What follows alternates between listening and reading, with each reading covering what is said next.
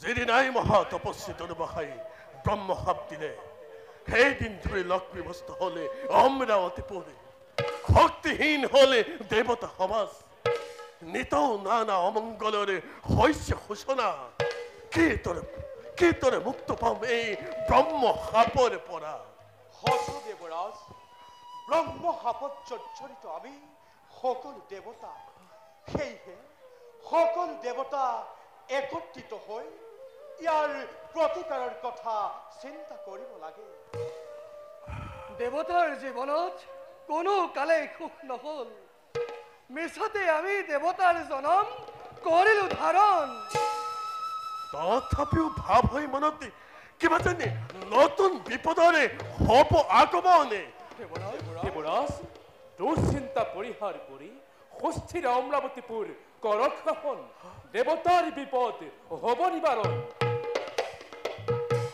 দেবতার বিপদর কারণ দেবতা নিজে ইন্দ্রদেব কোন তুমি দেও তোমার সত্য পরিচয় প্রণাম দেবরাজ প্রণাম প্রহ্লাদর নাতিময় বিদূষণ নন্দন আদি দৈত্য কুলচার নাম মোর বলি ও দৈত্যরাজ বলে দেবতার রাজ সভালৈ স্বাগতম কিন্তু কিয় বা অকস্মাত আহিলা অমরাবতী পরে দেবরাজ এক পিতৃৰ ঔৰসে জন্ম দেবতাৰ দানৱ জন্ম ছত্ৰ অনুসৰি এই দানৱৰ অধিকাৰ আছে এই স্বৰ্গপুৰত তেনেস্থলত কোন নীতিমতে কোন ধৰ্ম মতে অকল এই স্বৰ্গ ভোগ কৰিছে এই দানৱক প্ৰত্যাখ্যান কৰি আৰু সেই নীতিমতে এই দানৱক প্ৰদান কৰক অৰ্থ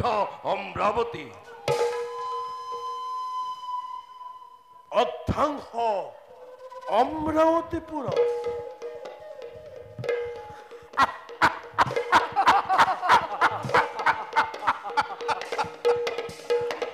দৈত্যৰাজ বলে এই স্বৰ্গৰ ৰাজপ্ৰসাদত স্বয়ং ইন্দ্ৰৰ সন্মুখতে কি সাহসত বলিলানে দাম্ভিক বচন হৰাহে বিৰোচন নন্দন বিধাতাৰে শ্ৰেষ্ঠ দান এই অমৰাৱতীপুৰে কেৱল দেৱতাৰে স্বৰ্গৰে সুখ ভোগে নাই দানৱৰে সেয়েহে স্বৰ্গ ত্যাগ কৰি যাত্ৰা কৰা নিষ্ঠামলৈ দেবৰাজ বলি পিতামহ প্ৰহ্লাদৰ বাক্য মানে মিনতিৰে জনাইছো আপোনাক যিহেতু একে বংশজাত দেৱতা দানৱ সেয়ে অকাৰণে ভয়ে ভয়ে নকৰি সংঘতে সন্ধি মতে মীমাংসা কৰক সমস্যা বন্ধ কৰ বলি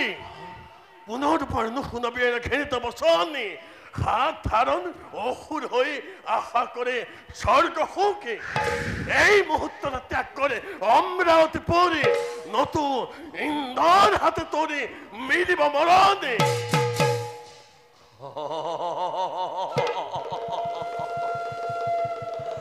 বলির মৃত্যুদাতা তুমি নোহোৱা কদাপি হেৰা মত কৰিবি দেৱ পুৰন্দৰ এই বলিও সৈন্য হাতে ত্যাগ নকৰি অমৰাৱতীপুৰ নুশুনিলা তুমি মোৰ হেতুপতি এই সাজু কৰা তোমাৰ দেৱ বাহিনী দক্ষিণ দ্বাৰত সুসজ্জিত মোৰ চতুৰংগ দানৱ বাহিনী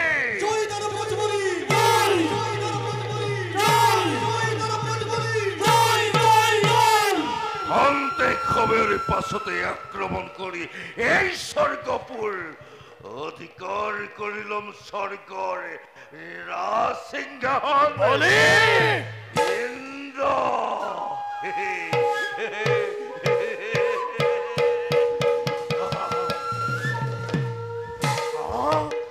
শুনিলানে দেৱকনে দানৱৰ কেনে ফালনি যোদ্ধালৈ দেৱতাক কৰিছে আমন্ত্ৰণে বিলম্বৰ নাই প্ৰয়োজনে সদায় তুৰন্তে ৰথ গণে যুদ্ধ যাত্ৰা কৰো আৰম্ভণি জয় দেৱৰাজ ইন্দ্ৰ জয় জয় দেৱৰাজ ইন্দ্ৰ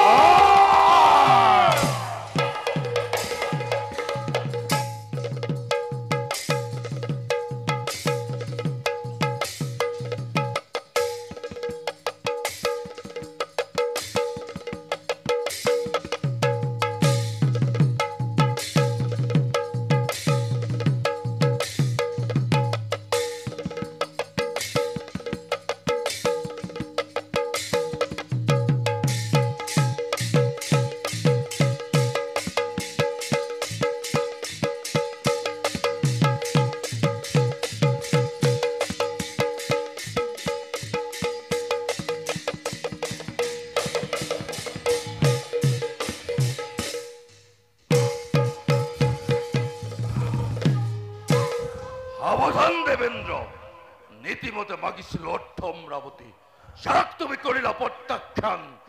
এইভাবে আক্রমণ করিল এই স্বর্গপুর, পারা যদি রক্ষা করা দেবতার গৌরবে। স্তব্ধ হবনি, নকরবি বিধাস ফলনে, সবই এই অস্ত্র করিল ধারণে, হেক করে আজ তোরে দানব জীবনে।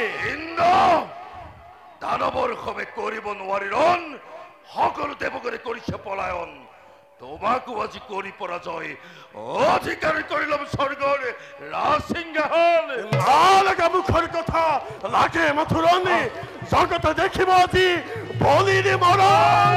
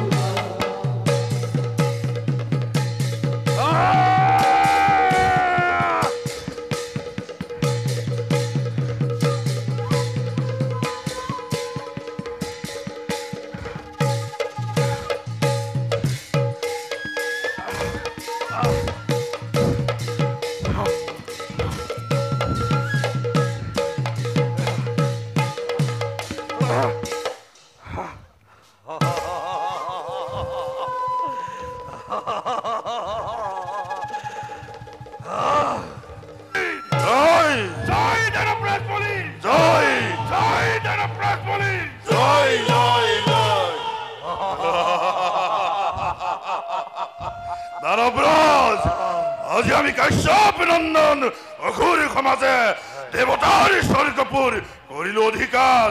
তৃপ্ত হল আজি ও তৃপ্ত প্রাণ। দানবরাজে দর প্রসন্ন হল আজি দেবতা অসুরের হাততে, বন্দী আজি দেব পুরন্দ, বন্দী আজি সমগ্র দেবতা অসুরের হাতে।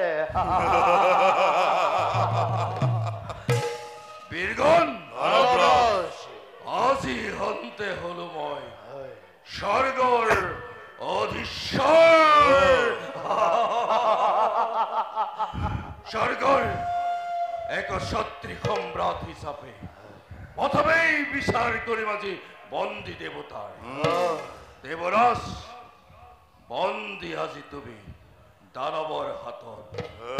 শোয়া কেনে ধরে দানবে আজি নিষ্বাহু বলে অধিকার করিল স্বর্গরে রাজসিংহাসন।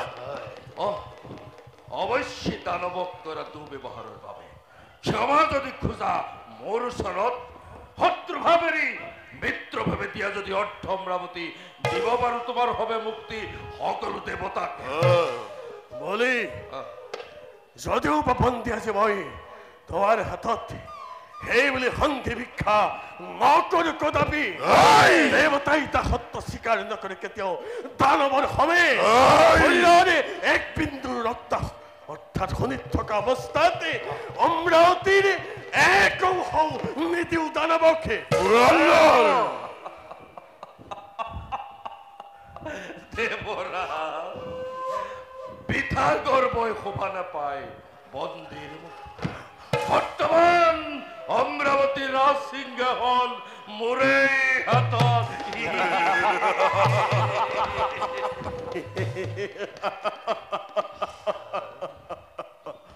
ভোগ কৰ বলি, যিমান পাৰ সিমান ভোগ কৰ। এই কৰ্মৰ বাবে তোৰ পৰিপূৰক ধ্বংস হৈছিল। তোৰো আৰু বেছি দিন, অলপতে ধ্বংস হবি, ভবংশে তহঁত।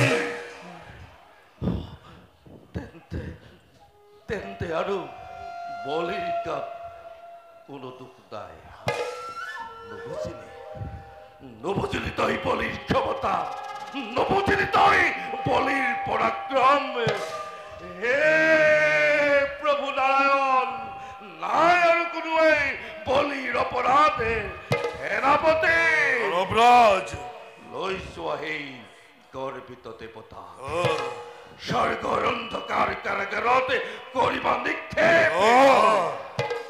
আহে যদি স্বয়ং সৃষ্টিকৰ্তা ব্ৰহ্মদেৱ, আহে যদি সংহাৰ কৰ্তা দেৱকুলবাদী, তথাপিও মুক্তি নাই দেৱতাৰ।